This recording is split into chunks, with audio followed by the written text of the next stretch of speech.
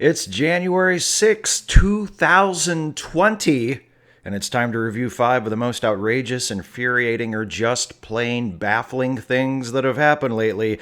It's your Facepalm 5. Let's count them up.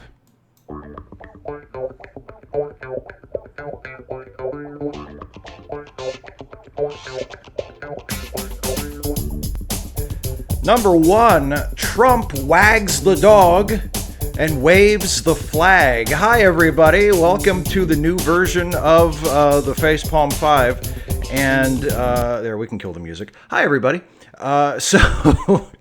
Before we get into number 1, hi, everybody. Thanks for joining me. There's everybody in the live chat. I will be interacting with the live chat throughout the show, so if you say something interesting, I might respond, but it's not going to be quite the same as the Ask Away streams where I'm answering questions the whole time, obviously, because I've got some shit that I plan to talk about. So let's talk about number 1, which is this whole, hey, are we going to go to war with Iran situation? And for a little bit of background on what I'm talking about, the good news is World War III has not technically started yet. The bad news is, if it does start soon, Donald Trump will be the commander-in-chief of U.S. forces, and also the war will be all our fault. So, weigh those accordingly. As most of you probably know by now, on Friday, a U.S. drone strike killed Iranian Major General Qasem Soleimani at the Baghdad airport, and the two major questions that most people have in the aftermath of that attack are, 1, what the hell? And 2, why the hell?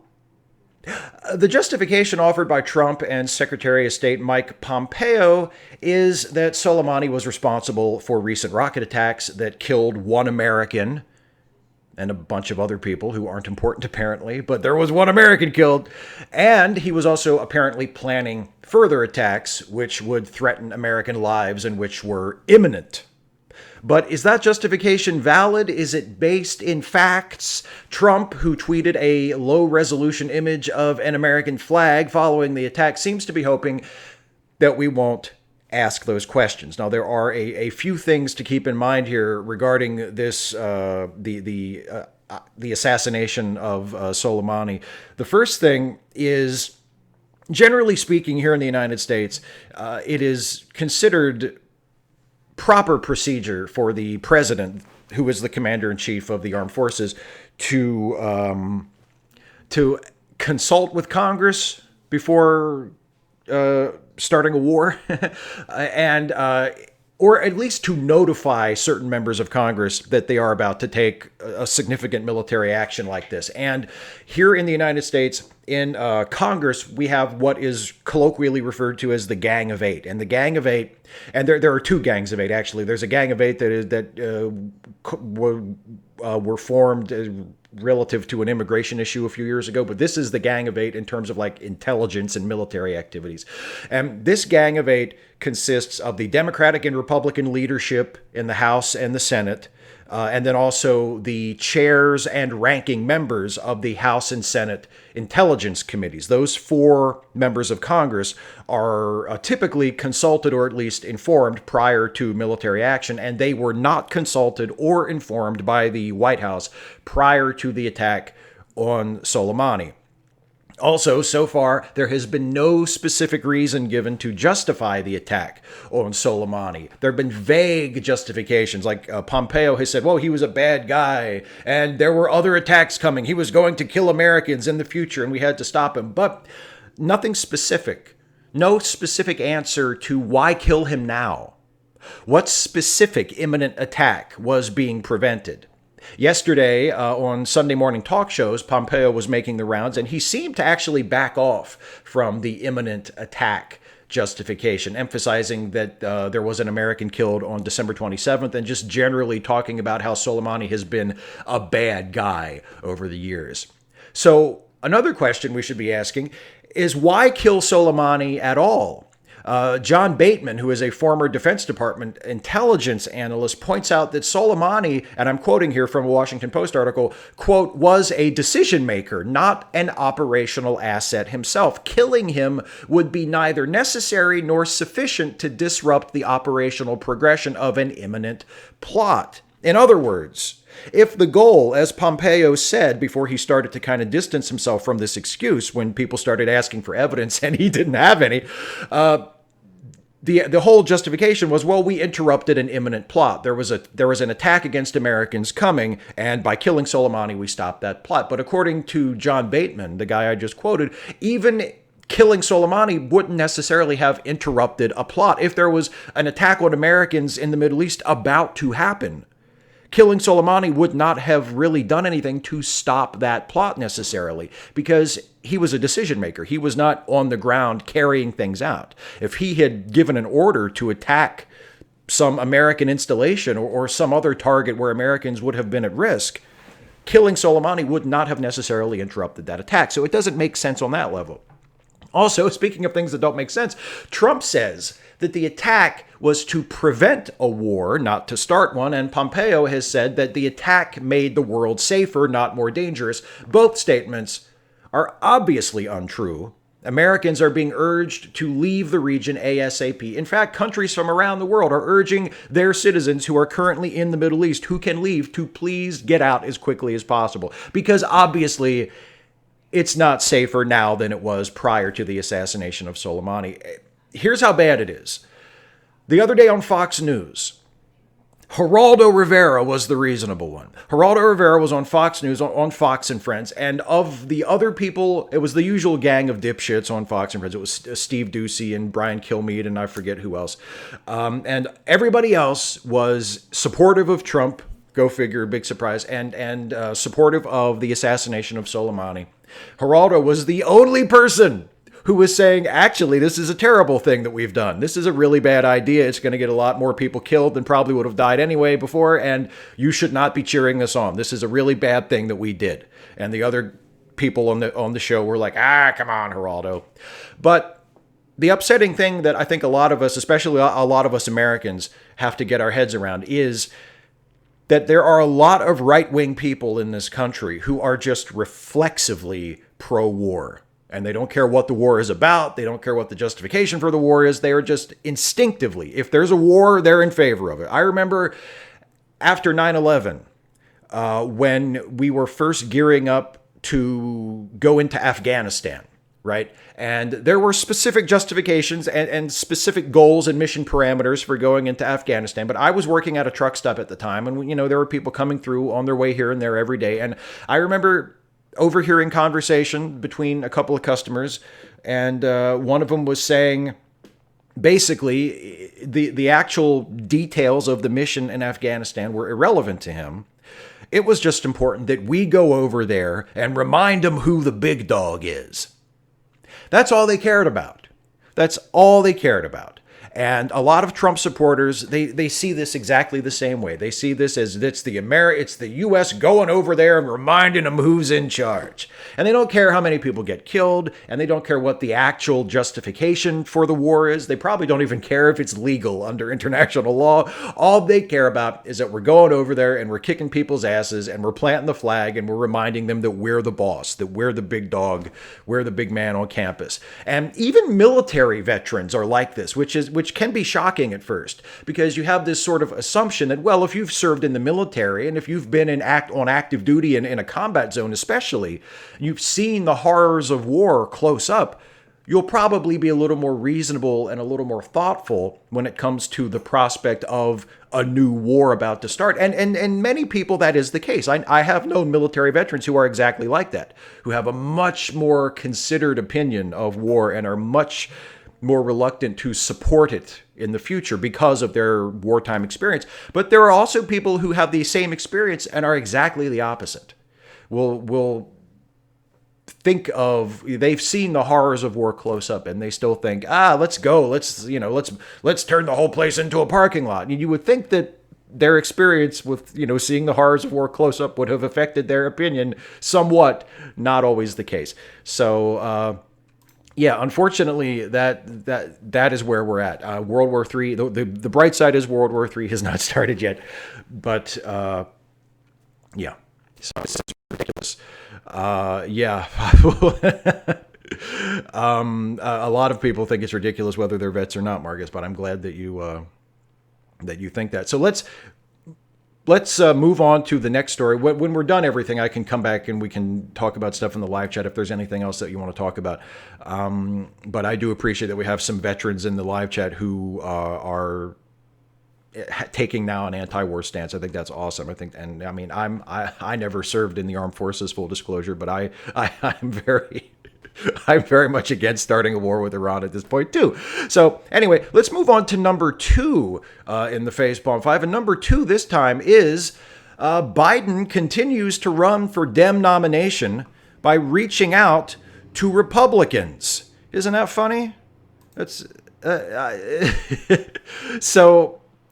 Former Vice President Joe Biden is running for the Democratic nomination for president, and he has this weird habit of reminding everybody of how well he gets along with Republicans and how he hopes he'll continue to get along with Republicans should he get the nomination and should he win the election and become the president. Last week, Joe Biden told supporters in New Hampshire that if he wins the Democratic nomination, he would consider choosing a Republican as his running mate. He explained, quote, "There's some really decent Republicans that are out there still, but here's the problem right now. They've got to step up." Yeah. And they've got to step up and, I guess, do more than just offer their services as your running mate, Joe. They've got to step up and stand up to Donald Trump. Here's the thing that is so frustrating about when Biden does this, and when any Democratic politician does this, when they in the Trump era, when they try to lead with their bipartisanship and try to reach out to Republicans, courting Republicans.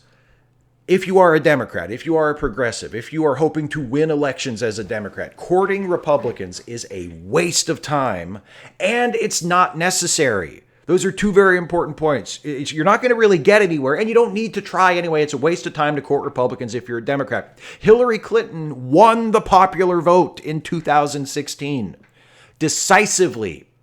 Even a Democratic candidate who many voters found less than inspiring was able to easily defeat Trump in the popular vote.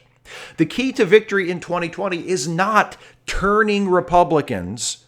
It's in mobilizing more Democrats and progressives, especially in key districts of battleground states, because that's why Hillary Clinton lost the election, and that's why Donald Trump was able to narrowly win the Electoral College despite decisively losing the popular vote. Because he got slight victories in a few key districts in battleground states, and he was able to win Michigan and Pennsylvania and Florida and a handful of other states that were extremely, extremely close. And it really just came down to turnout in a few districts. And he was able to win the election while Hillary overall won the national popular vote. Get people who didn't vote last time or who voted third party last time but are naturally more sympathetic to the Democratic or progressive side of things to vote. You don't need to appeal to Republicans. You don't need to convince people who voted Trump last time to vote for us this time. It's a waste of time. And in fact, it's even more dangerous than a waste of time potentially because it can turn off progressives who are now not so thrilled to support you because you seem like a centrist or like someone who is more interested in appealing to Republicans than appealing to people on the left. So you're actually alienating the people that you need to get excited and need to encourage to come out and vote. And you're doing it for absolutely no reason because you're not going to win by appealing to Republicans. It's just not going to happen. It's just not going to happen. And you're certainly not going to turn Trump supporters because Trump supporters, people who are still with Trump at this point, who are still proud to openly, publicly say that they support Donald Trump, are not going to turn on him and vote for a Democratic candidate. I don't care who it is. I don't care what they promise to do. It's just not going to happen. There is a level of feverish, cultish loyalty to Trump, specifically among his supporters, that I have never seen in my lifetime for a Republican candidate. There are people living close to me, and I'm sure lots of you have similar experiences, those of you who are fellow Americans. There are people who are flying Trump flags. They have flagpoles at their houses, and they have an American flag and a Trump flag. I never in my life did I ever see a George W. Bush flag. I saw people who were supporting Bush put out signs in their yard when it was, a few weeks before Election Day. I saw campaign signs for George Bush and for John McCain, and even, going back when I was a little kid to Ronald Reagan. Never saw a flag, never saw anybody fly a Reagan flag or a Bush flag or a George W. Bush flag or anything like that. They fly Trump flags, and they fly them all the time. Not in the run-up to an election. They've just had, there are people who live here who have had Trump flags flying every day I've driven by their house for years. There's a level of loyalty to Donald Trump that among his supporters that you're just never going to get through. None of those people are ever going to vote for Joe Biden, and it is a waste of everybody's time and a threat to winning the election to even try. Appeal to Democrats, Joe. If you really want the nomination and you want to win, should you get it, appeal to Democrats, appeal to progressives, appeal to people who would have voted for Hillary Clinton last time but didn't for whatever reason, right? That's what you need to do. You don't need to waste time kissing ass on a bunch of Republicans who are not going to support you and don't support your policies anyway. It's a huge waste of time. Old Skull in the chat says, does a Trump flag have an unhealthy orange color? No, the ones that I've seen have been blue. They've been blue. But yeah, the orange would be the orange would be more appropriate. Roger Foster says we need to abolish the Electoral College and institute the popular vote to elect the president. I would be in favor of that, but you know what? One thing at a time. One thing at a time. Let's move on to number 3 in the Facepalm 5. Number 3 is cop fakes insult on coffee cup. I got to be honest with you. This one kind of makes me happy. This one kind of makes me smile. And for those of you who don't know what I'm talking about, here's the story. A police officer in the small town of Harrington, Kansas, has resigned after it was found that he faked an insult on his cup of McDonald's coffee. The officer, whose name has not been released, claimed that a McDonald's employee had written "fucking pig" on the receipt attached to his coffee. And I will go ahead and show you a picture of that because I have a news story about that open in my browser here, and I will just be absolutely pleased as punch to show it to you. Wrong browser. That's my that's my live studio. Let me see if I can select the proper web browser. But yeah, anyway, and later I'm out of sync. Sorry, I don't know. I'm not sure what to do with that. But I'm not sure what to do about that. But anyway, let me see here. I'm just going to have to do this on the fly. There we go.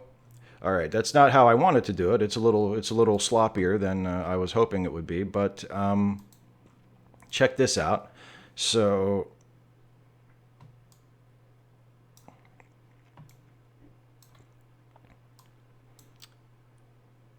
there we go. There, that's the picture. That's the coffee cup, the McDonald's coffee cup that the cop took a picture of. And then what happened was he showed it to his chief, and the chief tweeted about, or didn't tweet about it, but he posted about it on Facebook, and posted like kind of an angry, yeah, Eric, maybe it's on Stuffy's laptop. Good. It's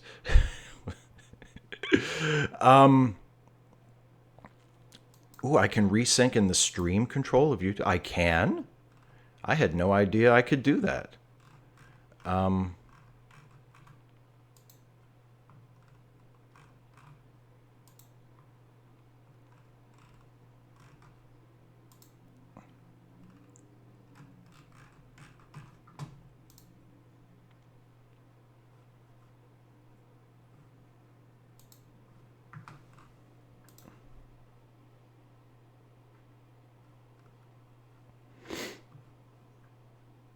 Well, anyway, I'll worry about that later, because I'm not seeing how you. I'm not seeing the resync function. Anyway, so yeah, so the cop showed it to his boss, coffee cup that said fucking pig on it. The chief of police posted on Facebook, was all pissed off about it. Employees at the McDonald's where this supposedly happened denied having anything to do with it.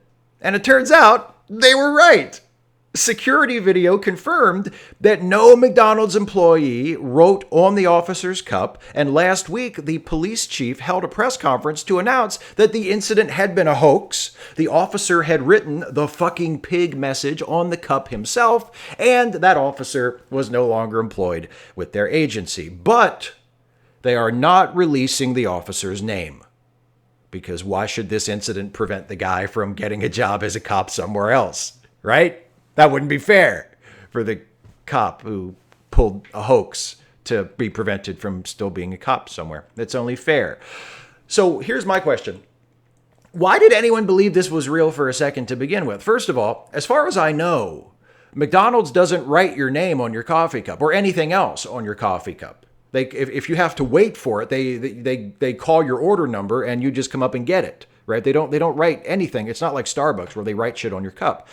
Second of all, you really think if a fast food employee wanted to take revenge on this cop for something, do you really think they would do it like this? Really think they would write fucking pig on the guy's cup and then just hand it to him? I mean, if they wanted to fuck with this cop because he had been a jerk or just because they figured, hey, fuck, all cops are bastards, would they really just write some shit on his cup and hand it to him? Or would they be a little more insidious? Would they spit in it or, do something to, give him an intentionally stale cup of coffee? There's all kinds of little petty revenges that fast food workers can take on problem customers. Would they really do this? I don't know. And the other thing about this story that bugs me is it perpetuates this narrative mostly among right-wing people, that cops are this persecuted group. And cops are not persecuted in this country. Cops are not and should not be treated like a protected class. They are supposed to enforce the laws and serve the public interest. And if they have a shitty reputation, it's probably because too many of them don't do those things. You want people to be nicer and more trusting of cops, then cops need to stop killing innocent people, stop using excessive force, stop swaggering around like they own the place everywhere they go, and stop pulling childish hoaxes to try and elicit sympathy from people. And then maybe after they, a few years go by and they haven't been doing that shit so much, maybe their reputations will improve somewhat. I don't know. It's worth a try, right? Yeah. So I'm glad the guy lost his job. To hell with that guy. I do kind of wish they would release the name because I feel like he deserves to be publicly ridiculed for that. I mean, but yeah. So let's move on to number 4 now. This is going to warm your heart. Number 4, J.K. Rowling reminds everyone she's a transphobe. Isn't that fun? Creator of Harry Potter. She's extremely prejudiced against trans people. So just in case you forgot, recently J.K. Rowling took to Twitter to remind you that she, the author of the most popular and beloved series of children's and young adult novels in the English language, is super bigoted against trans people. But, in that nice, superficially courteous way, where she says things like, you should be able to dress however you like and sleep with whoever will have you, but I do fundamentally reject the validity of your identity if that's all right. The polite kind of transphobia.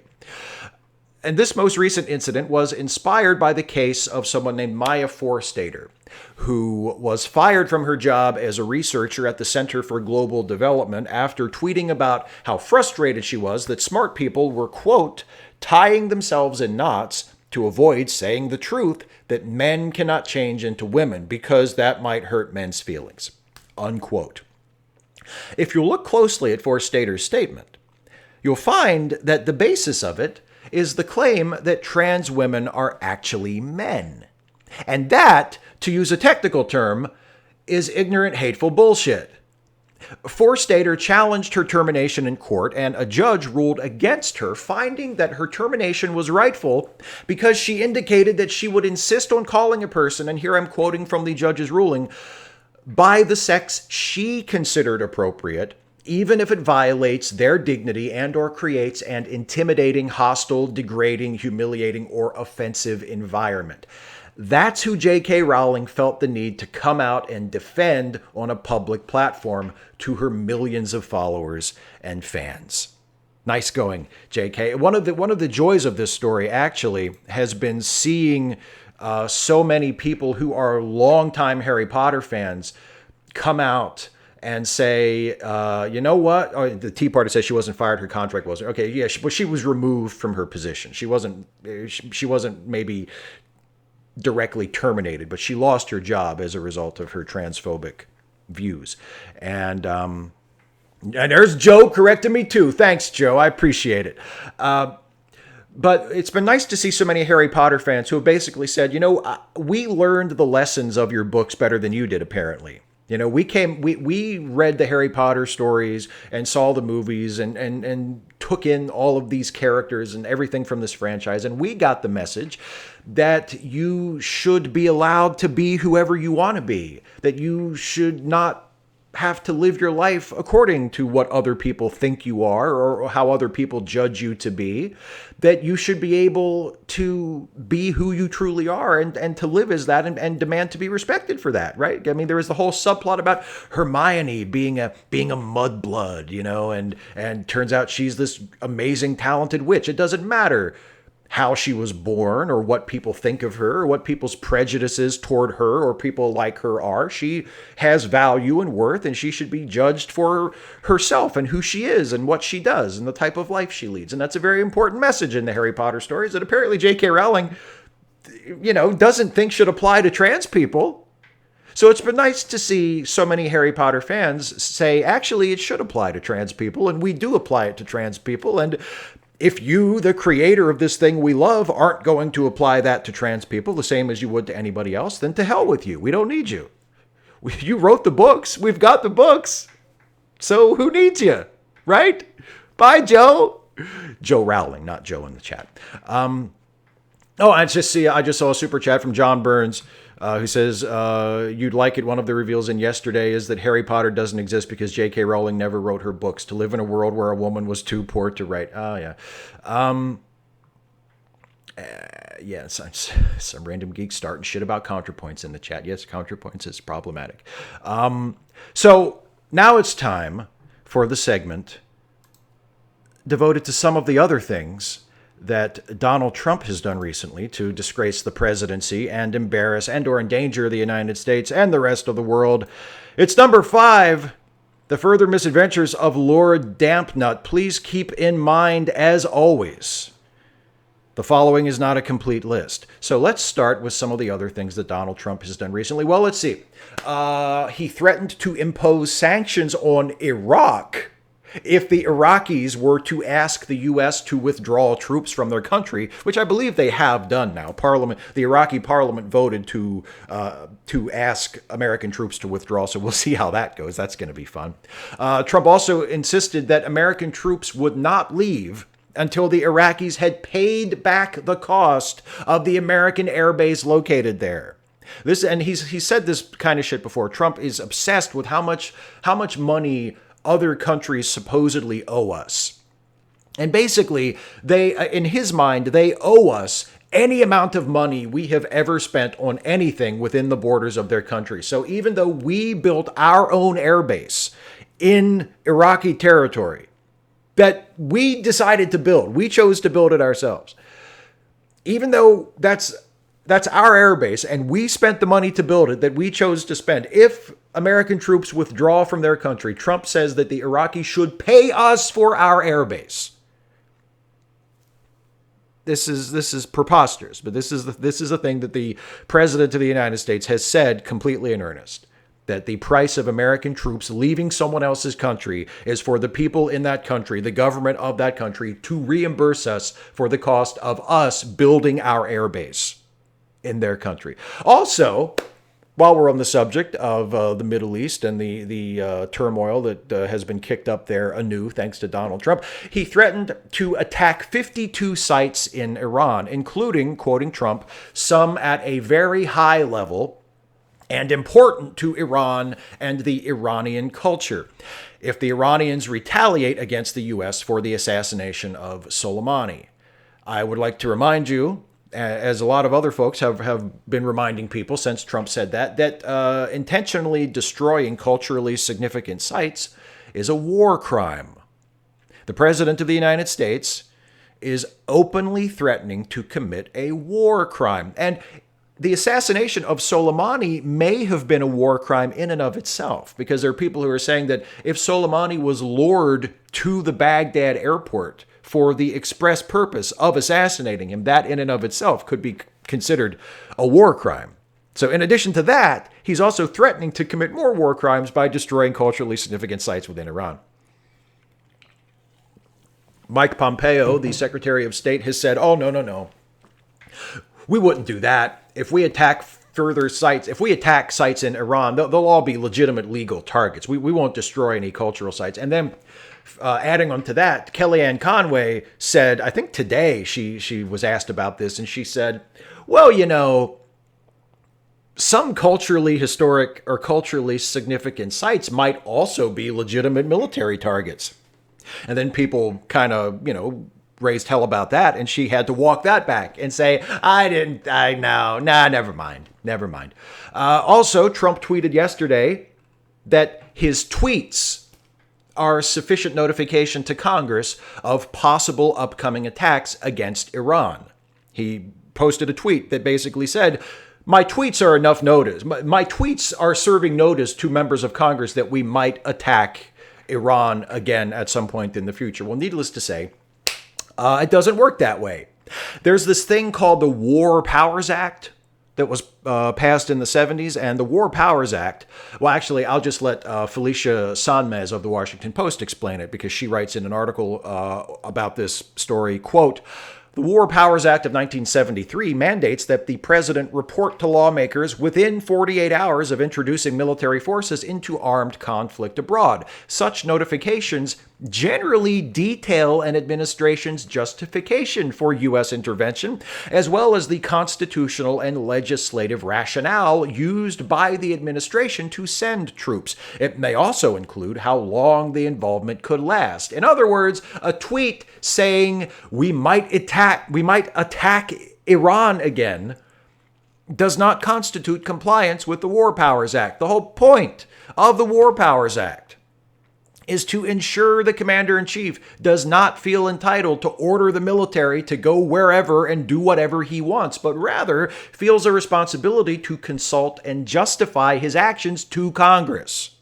No wonder Trump doesn't seem to like it very much. He just wants to just send the troops wherever he wants, I guess. So yeah, that's it for the five. Oh, I see. I just got a super chat from John Burns, or I got it recently, who says, sorry about your FU Trump rant, but as of 5 hours ago, Harvey Weinstein has been indicted in Los Angeles on sex crimes charges. Love paying money for this.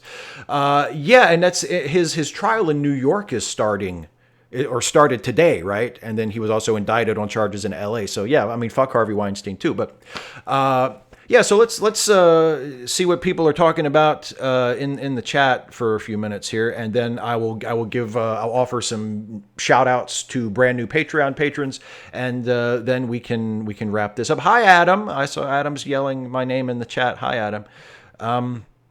Yeah, Keith Henson, there has been a consistent erosion of the barrier between executive powers and check. Yeah, the executive power of the president has been expanded quite a few times during my lifetime. I would like to say that that's usually been done from the Republican side of things, but Obama did it, Bill Clinton did it, so I can't say that it was just a Republican thing, unfortunately.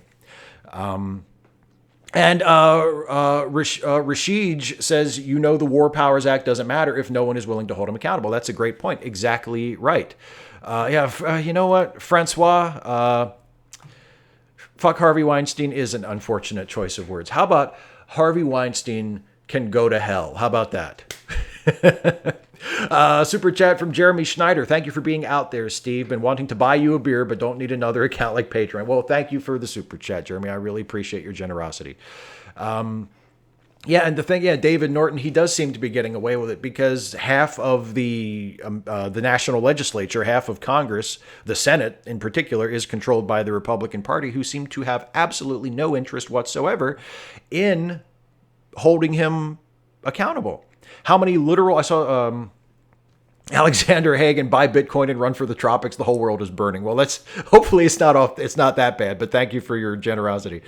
Adam Laterno says, "How many literal face palms have you done these past 3 years?" I don't know if I have like done literal face palms, but mentally, emotionally, I've done countless. I've completely lost count. Keith Henson says, "You have supported trans rights in the past, and if the money goes to that through your channel, when we have it, we will choose this channel over others when we can." Well, thank you very much. I appreciate it. I try to be supportive of trans people. I mean, just as I try to be supportive of any group that is disadvantaged. I just feel like that's the least you can do as a person in my situation who is relatively privileged. 255 AD says, "Where'd you get the name Dampnut?" Lord Dampnut is, thank you, Christy. Lord Dampnut is something that I stole from Colin Mockery, who is a comedian who you may know from Whose Line Is It Anyway? And after Trump was elected, Colin Mockery tweeted that Lord Dampnut was a, oh, I can't remember the term. I'm an English major and I can't remember the term. Not an acronym, not a palindrome, but it was rearranging the letters of Donald Trump spells Lord Dampnut. Anagram. Yes, thank you, Rick. An anagram. And thank you, Mary Cat, for the super chat, for the super sticker. I appreciate it. Yeah, anagram. The Lord Dampnut is an anagram of Donald Trump, so I started calling him Lord Dampnut. And when it became obvious with the Facepalm 5 that he was going to be fucking up so often that I was going to have to be talking about him a lot, I said, screw it, we'll just make number 5 the Donald Trump segment, and unless he does something else that's so egregious it deserves its own segment. And I said, we'll call it The Further Misadventures of Lord Dampnut, just to have a little fun with it. You know, we'll have a little fun with the creeping of fascism into my country. John Burns has another super chat. Thank you, John. It says, "If you eliminate the Electoral College, which makes nominees consider all 50 states as being important instead of just some of the 50 states, how can you call your own country the United States?" Well, see, I question that wisdom. I question that. Because that's what people always say. They say, well, the Electoral College forces you to campaign in all 50 states, but I don't really think that's true. Because candidates usually don't campaign equally across all 50 states. They focus on either battleground states that polling indicates are going to be very close, or states that have a large number of electoral votes. And the reason they have a large number of electoral votes is ultimately based on the population. So I don't think that it would really be all that different. You know, I think candidates would still focus on population centers where they think they either have to win or they have a good chance of winning and they want to solidify their support. I don't think the Electoral College, look, the only reason any presidential candidate ever goes to New Hampshire or Iowa is because New Hampshire is the first primary and Iowa is the first caucus. And that has nothing to do with the Electoral College. That just has to do with the perception of getting out in front, you know, winning the first primary, drawing first blood in the primary contest. If not for that, nobody would spend significant time campaigning in New Hampshire or Iowa, which I think is borne out by the fact that after those primaries are over, people don't really spend a lot of time campaigning in Iowa and New Hampshire because they don't have a lot of electoral votes. So I don't think that the Electoral College really makes all that big of a difference. And yes, thank you, A Wingless Monkey. Anagram is an anagram of Mingra. I think we all are a lot more educated now. Nathaniel Peterson, thank you for the super chat. I appreciate the generosity. And let me just make sure I haven't missed any other super chats here because I have... I wasn't like looking at the chat the entire time.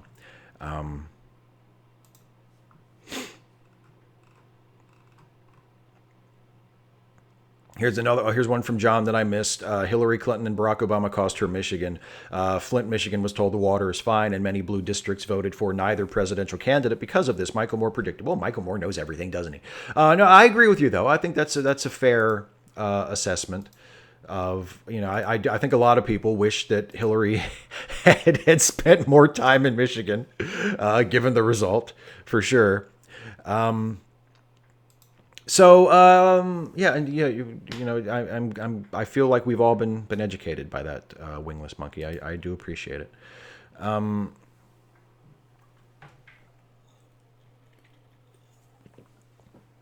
So what I'm going to do now is I'm going to read some.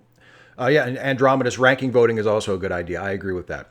Here's another super chat from John. Thank you very much once again, John. Thanks for your answer. Hillary trailed Donald in the popular vote until California had finished reporting. Trump won 30 states. Hillary lost a number of states that Obama won. And why have two 70-year-old nominees? Well, that's a good question. That's a very good question. I'm all in favor of nominating younger people. I don't say that to be ageist. I mean, obviously, an older person is perfectly capable of being a terrific president. Oh, thank you, Adam. Live long and prosper to you too. But I would be completely in favor of younger candidates. I mean, I wouldn't want to vote for someone just because they were younger, but I would, yeah, I'm very in favor of having younger candidates. I think it's a shame that Julian Castro had to drop out. He just endorsed Elizabeth Warren, which I think is cool because I like Elizabeth Warren. But I think it's a shame that he dropped out. He was one of the younger candidates. 255 AD, about what you said earlier. I don't want Biden to do better. I want him to drop out. Well, yeah, I don't want Biden to be the nominee either. Biden is not. I do not intend to vote for him in my primary, and I don't want him to be the nominee either. But if he does get the nomination, I think that spending all this time trying to appeal to Republicans, or even more weirdly, campaigning for the Democratic nomination by reassuring us that he will be a friend to Republicans. I think that's a waste of time. I just think that's a bad strategy.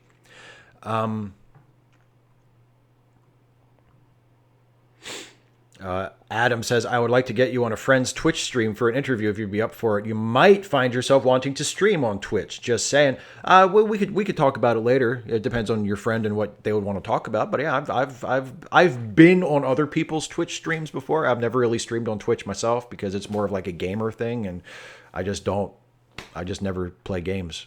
I never play video, or I never stream, live stream playing video games. Yeah.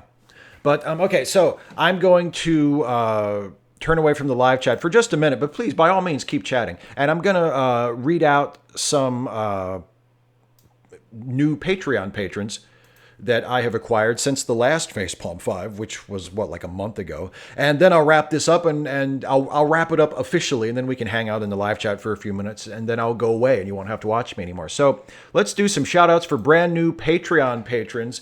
And these are people who have donated $5 or more per month to my Patreon, and their names are Nathan Olson. Thank you, Nathan. Robert Kubito, in all caps. Thank you, Robert. Cooper Benson, thank you, Cooper. Ultrawave 7, thank you, Ultrawave 7. Nebulosity, thank you, Nebulosity.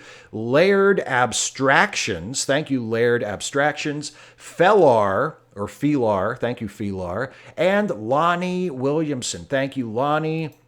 Thank you to everybody who is my Patreon patron. I will remind you that if you want to become a patron of mine, you can do so by going to, no, that's the wrong one.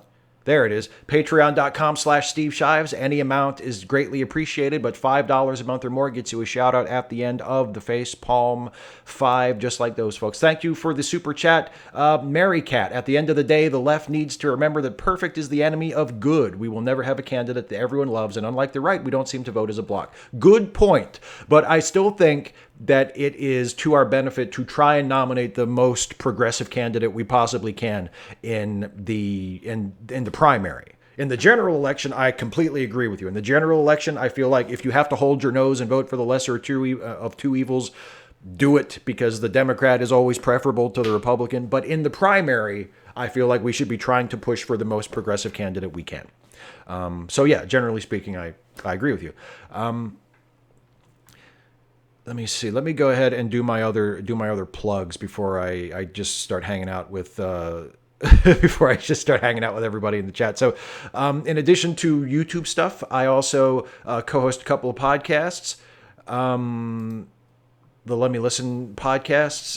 There is the Late Seating podcast that I co-host with Jason Harding, where we review classic movies and decide whether or not they deserve the reputation that they have, whether that reputation is good or bad. And then there's also the Star Trek themed comedy podcast, The Ensign's Log. If you dig the Star Trek stuff that I do elsewhere on the channel, you should listen to The Ensign's Log. That's also me and Jason, because he's the only person I do podcasts with, because he does all the work and all I have to do is just talk into my microphone and record it and then send it to him, and then it's done, and he makes a great podcast out of it.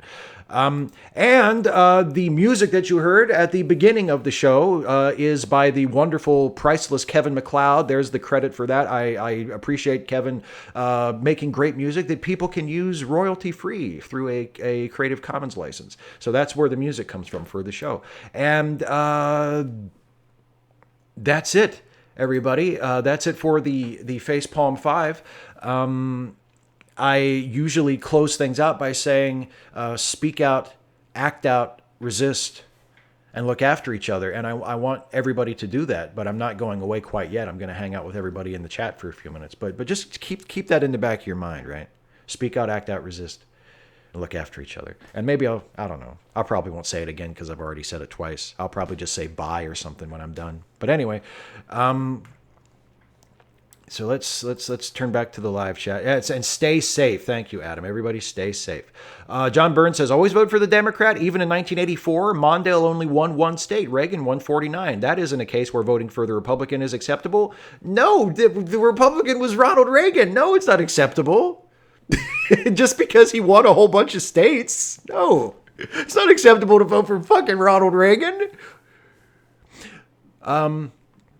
Some random geek, is Medicare for all perfect? Is wanting a better life for my friends perfect? Or prefect? Whatever that means.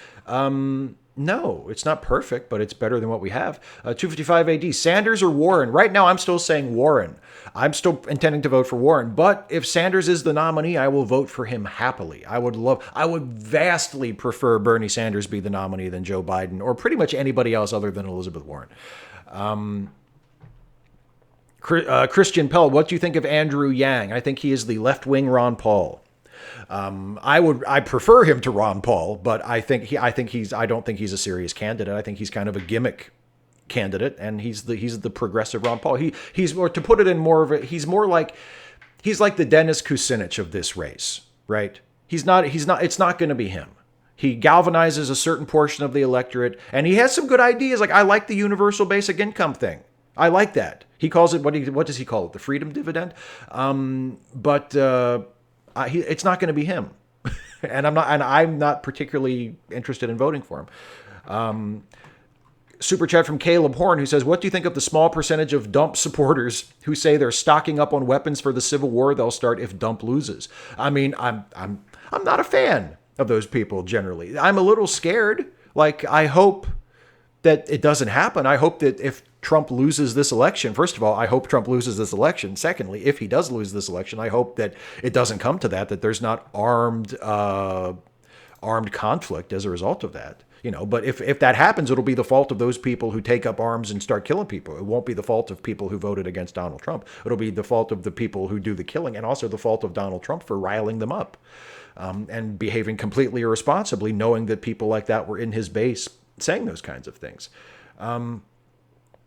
255 AD, UBI isn't enough. No, it's not. I'm not saying UBI by itself is a panacea that would solve all of our social problems, but I do think universal income is a really good idea. So Random Geek, earlier in the chat, I glimpsed, said that Yang's specific UBI proposal is bad, and that may in fact be the case. I honestly haven't looked into it all that much. Not all forms of universal basic income are created equal. It's quite possible that Yang's version is just the shittiest way to do it. But in general, I favor the concept, and it would not fix everything, but I think it would help a lot of things. Super chat from Alexander Hagen. Thank you very much, Alexander. What do you think of Mayor Pete? He's progressive, but won't tax those of us who make money in finance to death. Appreciate the content. I'm not a huge... Look, if Mayor Pete was the nominee, I would vote for him. But I'm not going to vote for him in the primary. He just does. I mean, granted, he qualifies for my previous statement where I said it's nice to have a younger candidate. but I don't think he's progressive enough. I'm not a big fan of his sort of playing to the center in terms of healthcare reform, Medicare for all who want it. Like I feel like that is too much of a giveaway to private insurance companies at this point. I feel like something like Bernie Sanders or Elizabeth Warren's plans to transition over a period of years to a completely public single payer system is the way to go. And I feel like people like Buttigieg are doing the issue a disservice by not educating people on, because he says, like, what about the people who want to keep their private insurance? But why would they want to do that? Like, you need to educate people as to why that's a bad idea. And, Sanders has done an okay job of addressing it. And Warren has addressed it a little bit. But the idea that people are attached to their insurance plans is a little weird to me. I've had jobs before where I had a pretty decent health insurance plan. I was never attached to the insurance plan. I was attached to my doctor. I was attached to the ability to seek out necessary medical care that would be affordable to me. That's what I was attached to. Not my insurance company, not my insurance plan. I couldn't give less of a shit about that. So if we move everybody into a single payer system where everybody has affordable access to necessary health care, then why are people still going to be attached to their private insurance plans? That just doesn't make sense to me. So yeah, I'm not in favor of Mayor Pete for that reason. And personally, I mean, in terms of taxing people who make money in finance, if you make above a certain amount of money, I don't care where you make it. I think you should be taxed more. I don't think you should be taxed to the point that you are forced to live in poverty or anything.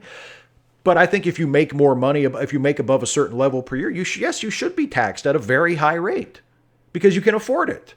So if you make a lot of money in finance, and I mean, I don't want to see you taxed to the point that you can't pay your bills or you can't lead, a nice, comfortable lifestyle. I'm not in favor of taxing rich people into poverty, but I do think rich people should be taxed a hell of a lot more than they are to pay for necessary social services, whether they make their money in finance or industry or wherever they make their money from. I'm in favor of lowering taxes or eliminating taxes on the impoverished and the working class, and even to a certain extent the lower middle class, and jacking them the hell up on people with money to burn. I just think that makes sense. I just think that's a rational way to do it.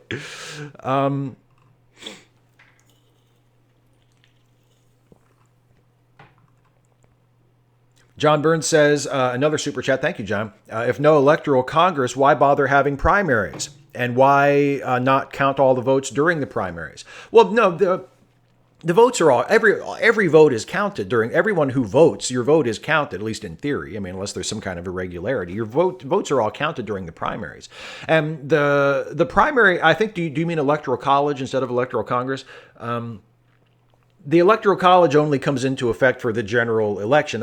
Whether we had an electoral college or not, we would still presumably have primary elections for the parties to choose their candidates. I guess we don't have to have primaries. We never used to have primaries. Back once upon a time, there were different ways for the parties to choose their nominees. They were done just at the convention, or they were done by the party bosses, or they were done with party caucuses throughout the country. There wasn't like a series, a calendar of primary elections across the country that helped to determine who the nominee was. So there are different ways to do it, but whether we have the Electoral College or not doesn't really have any direct effect on how the parties decide to pick their nominees. David P. Morton says, my vote don't count. I'm independent. I guess it depends. I mean, it depends on how you interpret that. 255 AD, when Bernie was younger and more radical, he was for a 100% tax on all income over $5 million. Thoughts on that idea? I think that's a great fucking idea. I would support that completely. I wish that a politician nowadays would have the guts to propose that. 100% tax on income over $5 million. That sounds completely reasonable to me. Is anybody going to complain that they can't live on $5 million a year? You can still live like the biggest rich asshole you can imagine on $5 million a year. What is the argument? And live this is a pet peeve of mine, and I'm just going to go with this for a second. I have friends who have had cancer. I have friends who have had chronic illnesses, who have struggled to pay their bills, who have wondered whether or not they were going to die because they couldn't afford treatment or medicine or whatever, or they had to face serious financial difficulties in order to pay for the things that they needed to live. If it's a choice between those people getting health care that they need to survive and have a good quality of life without being financially ruined, and taxing someone who makes $5 million or more a year, I'm sorry, those are not remotely morally equivalent. Tax the guy making $5 million a year. Let him have his $5 million a year under the plan that you're talking about, that was the 100% tax on income over $5 million. Let him keep his first $5 million, or pay, pre-existing taxes on the first $5 million. And then anything above that, he gives to the government. Because why do you need more than $5 million a year in a country where there are people living in abject poverty and worrying about where their health care is going to come from? It makes absolutely no sense. If you can't live on $5 million a fucking year, I don't know what to tell you. But I don't think you should be asking the government for help by saying, please let me keep more of my money. Please give me more than $5 million a year because I need it. I can't make it on $5 million a year. Why are we even arguing about this? Another super chat from John Burns. Thank you again. Says, no primaries back once upon a time. Was that a time in the U.S. with slaves? Might want to think about using a non-slavery time idea. I think actually by the time the modern primary system was implemented, slavery had already been abolished.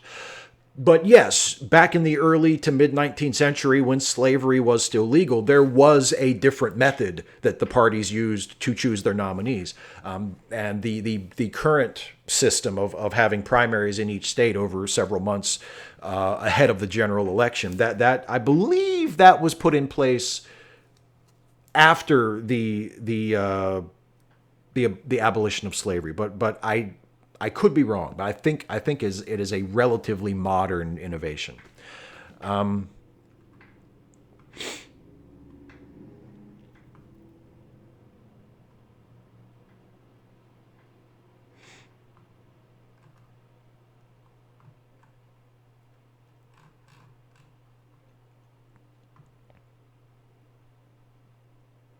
HK, billionaires have such big hearts. Do they, though?